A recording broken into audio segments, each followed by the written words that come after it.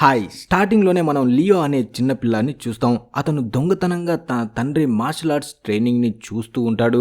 Leo తండ్రి సాధారణమైన fighter కాదు. ఆయన సిటీలోనే అత్యంత ప్రమాదకరమైన శక్తివంతమైన ఫైటర్. ఆ సిటీలోని ప్రతి ఒక్క ఫైటర్ తన పేరు వింటేనే సుస్సు పోసేసుకుంటారు. ఎందుకంటే లియో తండ్రి అంత వేగంగా చురుగ్గా ఫైట్ చేస్తాడు. ఆయన ముందు ఏ ఫైటర్ కూడా ఎక్కువసేపు నిలబడలేకపోతాడు. ఇప్పటి వరకు ఆయన్ని ఏ ఫైటర్ కూడా ఓడించలేకపోయాడు. అందుకే సిటీలో అందరూ లియో తండ్రికి చాలా రెస్పెక్ట్ ఇస్తారు. లియో తన తండ్రి గెలుచుకున్న అవార్డులని చూస్తూ తను కూడా పెద్దయ్యాక తండ్రిలాగే గొప్ప ఫైటర్ అవ్వాలని కలలు కంటాడు. కానీ తన తండ్రి మాత్రం లియోని మార్షల్ ఆర్ట్స్కి ఎప్పుడు దూరంగానే ఉంచుతాడు. ఎందుకంటే లియోకి ఆస్తమా వ్యాధి ఉంటుంది. ఈ ఆస్తమా వల్ల లియో కఠినమైన మార్షల్ ఆర్ట్స్ ట్రైనింగ్ తీసుకుంటే తన ప్రాణాలకే ప్రమాదమని, అందుకే లియో తండ్రి అతన్ని ప్రాక్టీస్ చేయొద్దని చెప్తాడు. కానీ ఎలాగైనా తన తండ్రిలాగా గొప్ప ఫైటర్ అవ్వాలని బలమైన కోరిక ఉన్న లియో తన తండ్రి ట్రైనింగ్ చేస్తున్నప్పుడు దొంగతనంగా చూస్తూ ప్రతిరోజు కొద్దిగా తను కూడా ప్రాక్టీస్ చేస్తుంటాడు. అలా తర్వాత ఒకరోజు సిటీలోకి ఒక కొత్త ఫైటర్ వస్తాడు. వాడు వస్తూనే నేరుగా లియో తండ్రితో ఫైటింగ్ ఛాలెంజ్ని విసురుతాడు. లియో తండ్రి కూడా ఛాలెంజ్ని యాక్సెప్ట్ చేస్తాడు. ఈ ఫైట్ని చూడ్డానికి లియో ఎంతో ఎగ్జైట్గా ఉంటాడు. ఎందుకంటే ఎలాగైనా తన తండ్రే గెలుస్తాడని అతనికి గట్టి నమ్మకం. అలా ఫైట్ స్టార్ట్ అవ్వగానే ఇద్దరు ఫైటర్లు ఒకరినొకరు గట్టి పోటీ ఇచ్చుకుంటారు. కానీ కొంతసేపటి తర్వాత ఎదుటి ఫైటర్ అంత సులభంగా లొంగిపోడని లియో తండ్రికి అర్థమవుతుంది. దాంతో తన ఫైటింగ్ టెక్నిక్ని మారుస్తాడు. దీనివల్ల ఎదుటి ఫైటర్ పూర్తిగా కన్ఫ్యూజ్ అయిపోయి బలహీనపడడం స్టార్ట్ అవుతుంది. ఇది చూసి అక్కడ ఉన్న జనాలు గట్టిగా అరుస్తూ ఎంకరేజ్ చేస్తూ ఉంటారు. వాళ్ళకి బాగా తెలుసు ఈ ఫైట్లో లియో తండ్రే ఈజీగా గెలుస్తాడు అని. అక్కడ జరిగేది కూడా ఇదే. తను ఎదురుగా ఉన్న ఫైటర్ని చిత్త కొడుతూ గెలుపుకి చాలా దగ్గరగా వచ్చేస్తాడు. కానీ చివరి క్షణంలో లియో తండ్రి తన ఆఖరి పంచుతో ఫైటర్ని గట్టిగా కొట్టబోయి సడన్గా ఆగిపోతాడు. ఎందుకంటే ఈ దెబ్బ గనక వాడికి పడిందంటే ఆ ఫైటర్ ప్రాణాలు పోతాయి. కానీ ఆ ఎదుటి ఫైటర్ మాత్రం లియో తండ్రి అంతా మంచివాడు కాదు. వాడు చాలా దుర్మార్గుడు. లియో తండ్రి చూపిన జాలిని ఆసరాగా చేసుకొని అతను ఒక్కసారిగా తనపై అటాక్ చేస్తాడు. అలా చీటింగ్ చేసి లియో తండ్రిని రింగు బయటికి విసిరేస్తాడు. అలా ఆ మ్యాచ్లో గెలుస్తాడు. అక్కడ ప్రతి ఒక్కరికి తెలుసు తను చీటింగ్ చేసి గెలిచాడని. ఇప్పుడు లియో తండ్రి స్టూడెంట్స్ అంతా ఆయన ఓడిపోయినందుకు చాలా బాధపడతారు. కానీ ఆయన కావాలనే ఆ మ్యాచ్లో ఓడిపోయారని అందరికీ అర్థమవుతుంది. కానీ తను ఎందుకలా చేశారన్నది మనకి కథ ముందుకు వెళ్లే కొద్దీ తెలుస్తుంది. ఇప్పుడు లియో మాత్రం చాలా ఫీల్ అవుతూ ఉంటాడు. ఇప్పటి వరకు ఒక్క మ్యాచ్ కూడా ఓడిపోని తన తండ్రి ఈ రోజు ఓడిపోవడం చూసి లియో చాలా ఏడుస్తాడు. సరిగ్గా అదే సమయంలో ఇంతకు ముందు చీటింగ్ చేసి గెలిచిన ఆ ఫైటర్ కొడుకు లియో దగ్గరికి వస్తాడు. లియోని వెక్కిరిస్తూ మా నాన్న మీ అయ్యని ఎలాగైతే ఓడించాడో నేను కూడా నిన్ను అలాగే ఓడిస్తానని ఛాలెంజ్ చేస్తాడు. అది వినగానే లియోకి చాలా కోపం వస్తుంది. వాడికి ఉన్న పొగర్ని ఎలాగైనా అణచాలని లియో ఆ ఛాలెంజ్ని యాక్సెప్ట్ చేస్తాడు. కానీ లియో దోస్తు మాత్రం నువ్వు ఇంకా ట్రైనింగ్ తీసుకుంటున్నావురా, నీకు ఫైటింగ్ గురించి పూర్తిగా తెలీదు, అందుకే నువ్వు ఈ ఫైట్ చేయకూడదని చెప్తాడు. కానీ లియో మాత్రం ఇప్పుడు పిచ్చ కోపంలో ఉండడం వల్ల తన కోపాన్ని కంట్రోల్ చేసుకోలేక ఆ అబ్బాయితో పోటీ పడ్డానికి రింగులోకి దిగుతాడు. ఆ తర్వాత ఇద్దరి మధ్య ఫైట్ స్టార్ట్ అవుతుంది. ఇప్పుడు లియోకి సరైన ట్రైనింగ్ లేకపోవడం వల్ల అతని దెబ్బలకు లియో తట్టుకోలేకపోతాడు. అలా ఆ అబ్బాయి లియోని చితక్కొట్టి చివరికి రింగ్ బయటకి విసిరేసి మ్యాచ్ గెలుస్తాడు. మ్యాచ్ గెలిచిన తర్వాత ఆ అబ్బాయి అక్కడి నుంచి వెళ్లకుండా లియోపై కాలు పెట్టి ఘోరంగా అవమానిస్తాడు. దీనివల్ల లియో చాలా అవమానం ఫీల్ అవుతాడు. ఇక తను నిర్ణయం తీసుకుంటాడు. ఇప్పటి నుంచి తను ఎంతగా ట్రైనింగ్ తీసుకోవాలంటే జీవితంలో ఏ రోజు ఫైట్లో ఓడిపోకూడదని, ఒకవేళ ఓడిపోతే ఆ రోజే తన జీవితానికి ఆఖరి రోజు కావాలని కసితో నిర్ణయం తీసుకుంటాడు. ఆ తర్వాత లియో తన స్నేహితుడితో కలిసి ఒక లైబ్రరీకి వెళ్ళి మార్షల్ ఆర్ట్స్ టెక్నిక్స్ ఉన్న ఒక బుక్ను తీసుకొస్తాడు. లియోకి ఆస్తమా ఉండడం వల్ల తండ్రి ట్రైనింగ్ ఇవ్వడు. కాబట్టి ఆ బుక్ చూస్తూ లియో స్వయంగా మార్షల్ ఆర్ట్స్ని ప్రాక్టీస్ చేయడం స్టార్ట్ చేస్తాడు. ఒకరోజు లియో తండ్రి లియో మార్షల్ ఆర్ట్స్ నేర్చుకుంటూ ఉన్నప్పుడు చూసి గట్టిగా తిడతాడు. ఇంకెప్పుడు ఎవరితోనూ నువ్వు ఫైట్ చేయకూడదని వార్నింగ్ ఇస్తాడు. కానీ లియోకి తన ఫ్యామిలీ కోల్పోయిన గౌరవాన్ని ఎలాగైనా తిరిగి తీసుకురావాలనే పట్టుదల ఉంటుంది. అందుకే తండ్రి మాటల్ని పక్కన పెట్టి ఆయనకు తెలియకుండా ట్రైనింగ్ ని కొనసాగిస్తాడు. లియో ఎంతగా ప్రాక్టీస్ చేస్తాడంటే తన స్కూల్ వర్క్ ని కూడా పట్టించుకోడు. దాంతో లియో దోస్తే తన స్కూల్ హోంవర్క్ ని రాసి పెడుతుంటాడు.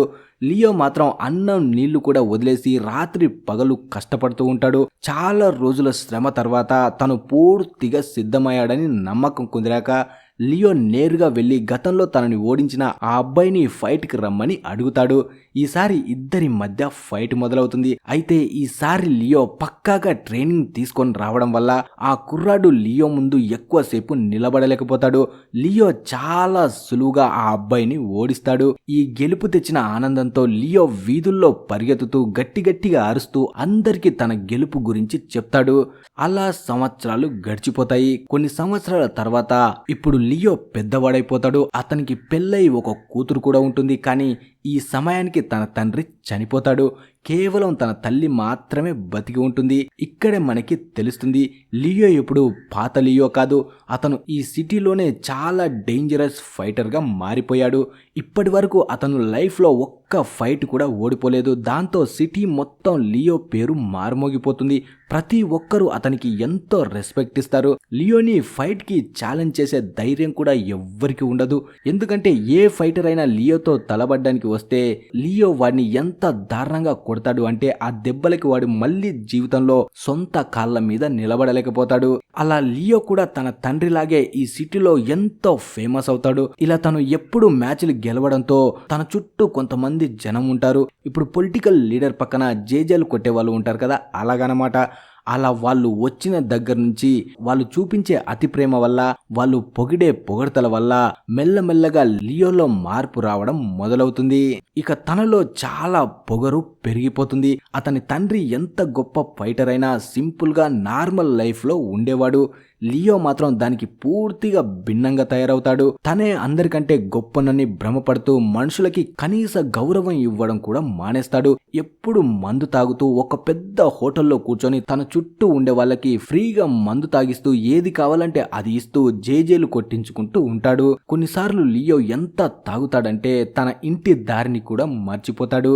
ఇలా లియో తన డబ్బంతా ఇలాంటి గబ్బు పనులకు జల్సాలకు తగిలేయడం వల్ల తను వెళ్లే హోటల్ ఓనర్ కి భారీగా అప్పు పడుతుంది. ఇక్కడ అసలు విషయం ఏంటంటే ఆ హోటల్ ఓనర్ ఎవరో కాదు, చిన్నప్పుడు లియో కోసం స్కూల్ హోంవర్క్ రాసి పెట్టిన తన బెస్ట్ ఫ్రెండే. అతను ఇప్పుడు ఒక పెద్ద బిజినెస్ మ్యాన్ అయి సొంతంగా హోటల్ ని నడుపుతూ ఉంటాడు. లియో చేస్తున్న ఈ ఖర్చులన్నిటిని తను గమనిస్తూనే ఉంటాడు. చిన్నప్పటి దోస్తు అనే ఉద్దేశంతో అతను మొదట్లో ఏమీ అనడు. కానీ లియో తన మంచితనాన్ని తప్పుగా వాడుకుంటూ తను ఫ్రీగా తినడమే కాకుండా తనతో వచ్చిన వాళ్ళకు కూడా ఫ్రీగా తినిపిస్తూ ఫ్రెండ్కి ఒక్క రూపాయి కూడా ఇవ్వడు. ఇదంతా చూసి తన దోస్తుకి అస్సలు నచ్చదు. ఎందుకంటే తనతో ఉన్న వాళ్ళంతా లియోని వాడుకుంటున్నారని తనకి బాగా తెలుసు. ఒకరోజు హోటల్ మేనేజర్ వచ్చి, సార్ మన హోటల్ చాలా లాస్లోకి వెళ్తుంది. లియో ఇంకా తనతో వచ్చిన వాళ్ళు ప్రతిరోజు ఫ్రీగా తినడం తాగడంతో హోటల్కి ఎలాంటి లాభాలు రావడం లేదని చెప్తాడు. దాంతో లియో దోస్తుకి చాలా కోపం వస్తుంది. తను వెంటనే లియో దగ్గరికి వచ్చి చాలా ప్రేమగానే నచ్చజెప్తాడు. చూడు లియో, ఇకపై నువ్వు ఇలా ఉంటే అస్సలు కుదరదు. నువ్వు ఇంకా నీతో వచ్చిన వాళ్ళు ఈ హోటల్లో ఫ్రీగా తినడం అస్సలు మంచిది కాదు. నువ్వు నా బెస్ట్ ఫ్రెండ్వి కాబట్టి నువ్వు ఫ్రీగా తింటే నేను అస్సలు పట్టించుకోను. కానీ నీ వెనక తిరిగే ఈ నా కొడుకులు మాత్రం నిన్ను వాడుకుంటున్నారు. నువ్వు వీళ్ళకి ఫ్రీగా తిండి మందు పెట్టడం ఆపేసిన రోజే ఈ నా కొడుకులు నిన్ను అస్సలు పట్టించుకోరు, నీ నుంచి దూరంగా వెళ్ళిపోతారు అంటాడు. అలాగే నువ్వు మీ నాన్న చూపించిన దారిలో నడవడం లేదు. ఈ తప్పుడు దారే నిన్ను పెద్ద ప్రమాదంలో పడేస్తుంది. నువ్వు జాగ్రత్తగా ఉండాలని చెప్తాడు. కానీ పొగర్తో ఉన్న లియో తన దోస్తు మాటల్ని అస్సలు పట్టించుకోకుండా అక్కడి నుంచి వెళ్ళిపోతాడు. తర్వాత రోజు సిటీలో లియో తనతో ఉన్న వాళ్ళతో కలిసి వెళ్తున్నప్పుడు ఎదురుగా మరో ఫైటర్ తన శిష్యులతో వస్తాడు. అతని పేరు కింగ్. కింగ్ కూడా చాలా గొప్ప ఫైటర్. లియో లాగే కింగ్ కూడా ఇప్పటి వరకు తన లైఫ్ లో ఏ ఒక్క ఫైట్ కూడా ఓడిపోలేదు. అందుకే వాళ్ళిద్దరూ ఆ సిటీలోనే చాలా ఫేమస్. కానీ సిటీ మొత్తంలో తన అనుకున్నదే జరగాలని, తనే నెంబర్ 1 అనిపించుకోవాలని లియో లియో ఎప్పుడు తపన పడుతూ ఉంటాడు, కానీ అది సాధ్యం కాలేదు. ఇప్పుడు తను కింగ్ ని ఓడించాల్సి ఉంటుంది. కింగ్ ని ఓడించేంత వరకు తనను ఎవ్వరూ సిటీలోనే గ్రేట్ ఫైటర్ గా ఒప్పుకోరని లియో అనుకుంటాడు. అందుకే దారిలో కింగ్ తో గొడవ పడడానికి చాలా ట్రై చేస్తాడు, కానీ కింగ్ కి మాత్రం అస్సలు గొడవ పడే ఉద్దేశమే లేదు. అలాగే తను ఫైట్స్ ని కూడా ఎప్పుడో వదిలేశాడు. అందుకే కింగ్ ఏమీ మాట్లాడకుండా సైలెంట్ గా అక్కడి నుంచి వెళ్ళిపోతాడు. కానీ లియో మాత్రం చాలా కోపంతో ఊగిపోతూ ఆ కోపాన్ని ట్రైనింగ్ ఇస్తున్న టైంలో తన స్టూడెంట్స్ మీద చూపిస్తాడు. తర్వాత రోజు లియో దగ్గర ఉండేవాళ్ళు ఒక గాయపడ్డ స్టూడెంట్ ని లియో దగ్గరికి తీసుకువస్తారు. అప్పుడే ఆ గాయపడ్డవాడు, నన్ను కింగ్ ఘోరంగా కొట్టాడు, నిన్న నువ్వు కింగ్ వెళ్తున్నప్పుడు తనతో గొడవ పడ్డావంట కదా, అందుకే రివెంజ్ తీర్చుకోవడానికి నిన్నేమనలేక కింగ్ నన్ను చావగొట్టాడని చెప్తాడు. అది వినగానే లియో రక్తం సరక్ సరక్ అని మరిగిపోతుంది. తన స్టూడెంట్ ని కొట్టినందుకు కింగ్ పై పగ తీర్చుకోవడానికి బయలుదేరతాడు. మరోవైపు కింగ్ తన ఫ్యామిలీతో కలిసి లియో దోస్తు రెస్టారెంట్ లోనే తన బర్త్డే పార్టీని సెలబ్రేట్ చేసుకుంటూ ఉంటాడు. కింగ్ ఆ హోటల్లో ఉన్నాడని తెలియగానే లియో డైరెక్ట్ గా అక్కడికి వెళ్తాడు. ఫ్యామిలీ ముందే కింగ్ ని ఫైట్ చేయమని ఛాలెంజ్ చేస్తాడు, కానీ కింగ్ ఫైట్ చేయడానికి ఒప్పుకోడు. ఈ రోజు నా బర్త్డే, నా ఫ్యామిలీతో ప్రశాంతంగా గడపాలనుకుంటున్నాను, ప్లీజ్ ఇక్కడ నుంచి వెళ్ళిపోవని రిక్వెస్ట్ చేస్తాడు. కానీ లియో మాత్రం అస్సలు వినడు. కింగ్ ఫ్యామిలీ ముందే అతన్ని ఘోరంగా అవమానించడం మొదలు పెడతాడు. అప్పుడే లియో దోస్తు వచ్చి తనని ఆపడానికి ట్రై చేస్తాడు. నువ్వు ఇప్పుడు ఈ హోటల్లో ఫైట్ చేస్తే హోటల్ మొత్తం నాశనం అయిపోతుంది, నాకు చాలా నష్టం వస్తుంది, ప్లీజ్ ఇక్కడ నుంచి వెళ్ళిపోవని అడుగుతాడు. కానీ కోపంలో ఉన్న లియో తన ఫ్రెండ్ ని తిట్టి నీకు నాకు ఎలాంటి సంబంధం లేదని దోస్తును కూడా దూరం పెడతాడు. ఆ తర్వాత కింగ్ తో మాట్లాడుతూ నువ్వు నాతో ఫైట్ అన్నా చెయ్యి, లేదా అందరి ముందు నా కాళ్ళ మీద పడి నన్ను క్షమాపణ అడుగు అంటాడు. తన ఫ్యామిలీ ముందు పదే పదే అవమానించేసరికి కింగ్ కూడా ఇక భరించలేక ఫైట్ కి ఒప్పుకుంటాడు. వెంటనే హోటల్ మొత్తం ఖాళీ చేయించి జనాలంతా బయటకు వచ్చేస్తారు. లియో కింగ్ ఇద్దరే లోపల ఉంటారు. వారిద్దరి మధ్య చాలా దారుణమైన ఫైట్ జరుగుతుంది. ఈ ఫైట్ లో లియో కింగ్ ని చాలా దారుణంగా కొట్టి కొంతసేపట్లోనే కింగ్ పై ఉన్న కోపాన్ని కంట్రోల్ చేసుకోలేక డైరెక్ట్ గా కింగ్ గుండెలపై బలమైన దెబ్బ కొడతాడు. ఆ దెబ్బ ఎంత పవర్ఫుల్ గా ఉంటుందంటే అక్కడికక్కడే కింగ్ ప్రాణాలు వదిలేస్తాడు.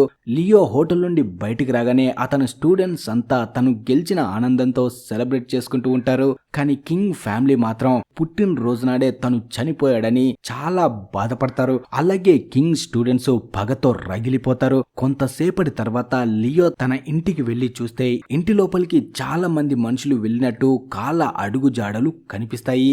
అది చూసి లియో ఒక్కసారిగా షాక్ అవుతాడు. వెంటనే భయంతో లోపలికి వెళ్లి వాళ్ళ అమ్మని పిలుస్తాడు, కానీ ఎలాంటి సమాధానం రాదు.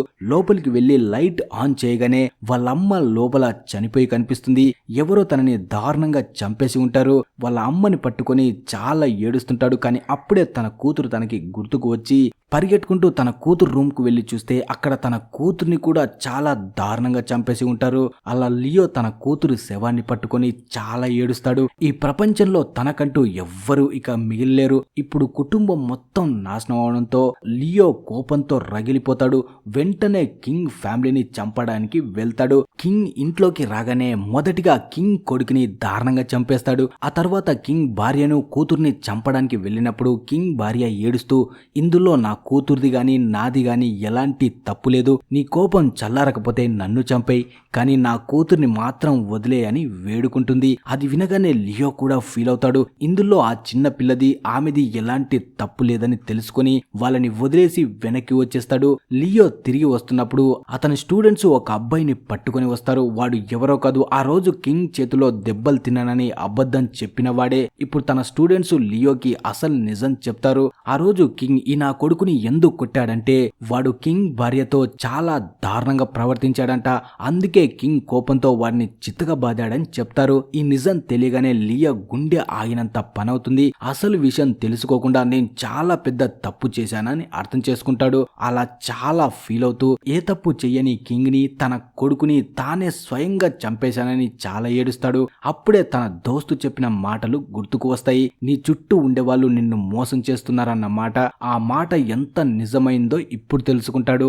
వెంటనే తనతో ఉన్న అందరినీ వదిలేస్తాడు. ఇప్పుడు అతని లైఫ్ లో ఎవ్వరూ మిగల్లేదు. తన దోస్తు కూడా తనని అసహించుకుంటాడు. ఇక పూర్తిగా కుంగిపోయిన లియో ఆ సిటీని వదిలేసి ఎక్కడికో వెళ్ళిపోతాడు. సిటీకి దూరంగా ఉన్న ఒక నది దగ్గరికి వెళ్లి అక్కడ ఉన్న చిన్న బోట్లో కూర్చుంటాడు. ఆ బోటు మెల్లగా నది నీటిలో కొట్టుకుంటూ వెళ్ళిపోతుంది. ఆ బోటు తనని ఎక్కడికి తీసుకువెళ్తుందో కూడా లియోకి తెలీదు. చివరికి ఆ బోటు తనని ఒక అడవిలో ఉన్న చిన్న ప్రాంతానికి తీసుకువస్తుంది. లియో ఇక తన మిగిలిన జీవితాన్ని అక్కడే గడపాలని డిసైడ్ అవుతాడు.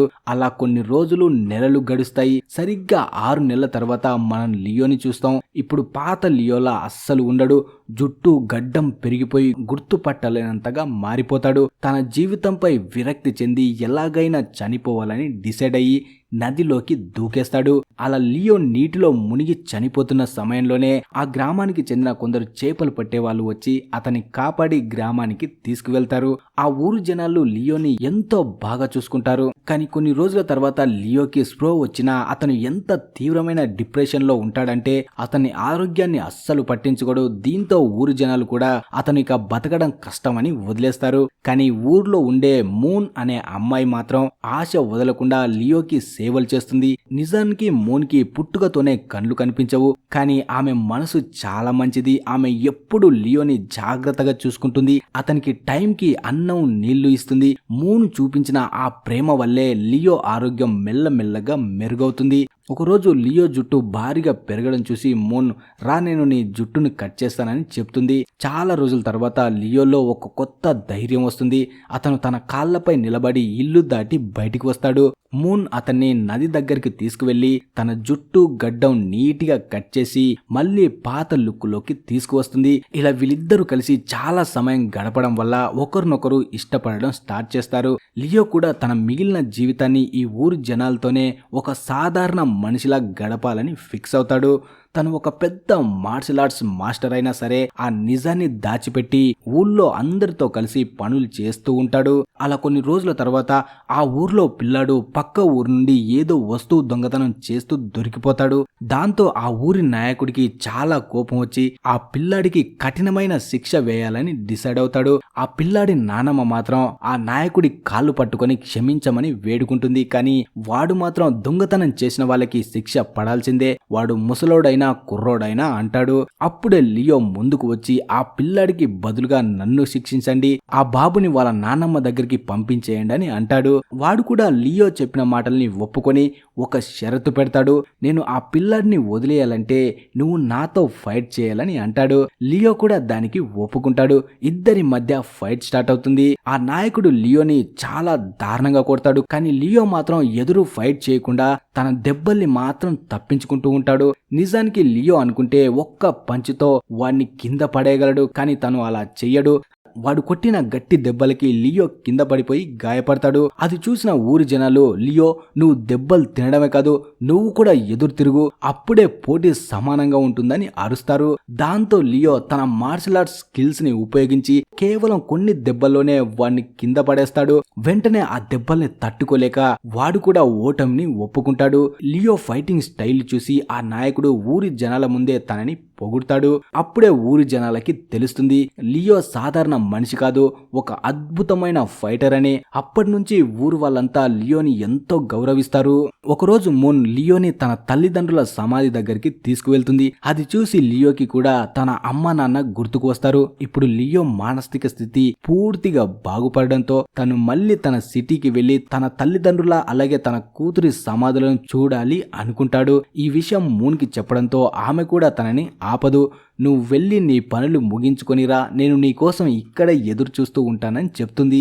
లియో కూడా అంటాడు నేను కూడా పక్కాగా నీకోసం తిరిగి వస్తానని ప్రామిస్ చేసి సిటీకి బయలుదేరతాడు. కానీ అతను సిటీలోకి ఎంటర్ అవ్వగానే అక్కడి పరిస్థితులు చూసి షాక్ అవుతాడు. ఆ సిటీ మొత్తం నాశనం అయిపోయి అక్కడ వేరే దేశాల వాళ్ళు ఉంటారు. అప్పుడే లియోకి తెలుస్తుంది అతను సిటీ వదిలి వెళ్లిపోయిన తర్వాత అలాగే కింగ్ కూడా చనిపోవడంతో ఆ సిటీని కాపాడడానికి లేదా భయపెట్టడానికి ఎవ్వరూ పవర్ఫుల్ లీడరు లేకపోవడంతో కొంతమంది జనాలు సిటీ మొత్తం దోపిడీలు చేసి నాశనం చేశారు. ఆ సిటీ పరిస్థితిని వాడుకొని బ్రిటిష్ వాళ్ళు ఆ సిటీని ఆక్రమిస్తారు. ఇప్పుడు అక్కడ బ్రిటిష్ వాళ్ళు ఇంకా కొన్ని దేశాల వాళ్ళు పెత్తనం చేస్తూ ఉంటారు.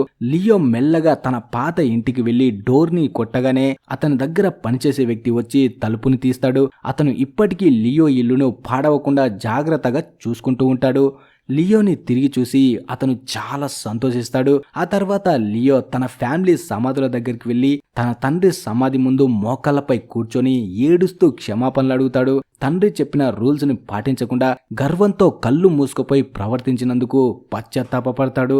ఆ తర్వాత నేరుగా కింగ్ ఇంటికి వెళ్లి అతని భార్యకు చేతులు జోడించి క్షమాపణ చెప్తాడు. కింగ్ ఫ్యామిలీకి క్షమాపణ చెప్పిన తర్వాత లియో తన దోస్తు దగ్గరికి వెళ్తాడు. నువ్వు నాతో ఆ రోజు ఏం చెప్పావో అదంతా నా లైఫ్ లో జరిగింది, కానీ నేను ఇప్పుడు పాత లియోని కాదు, పూర్తిగా మారిపోయాను, నన్ను క్షమించని అడుగుతాడు. తన ఫ్రెండ్ కూడా చాలా మంచివాడు కాబట్టి వెంటనే లియోని క్షమిస్తాడు.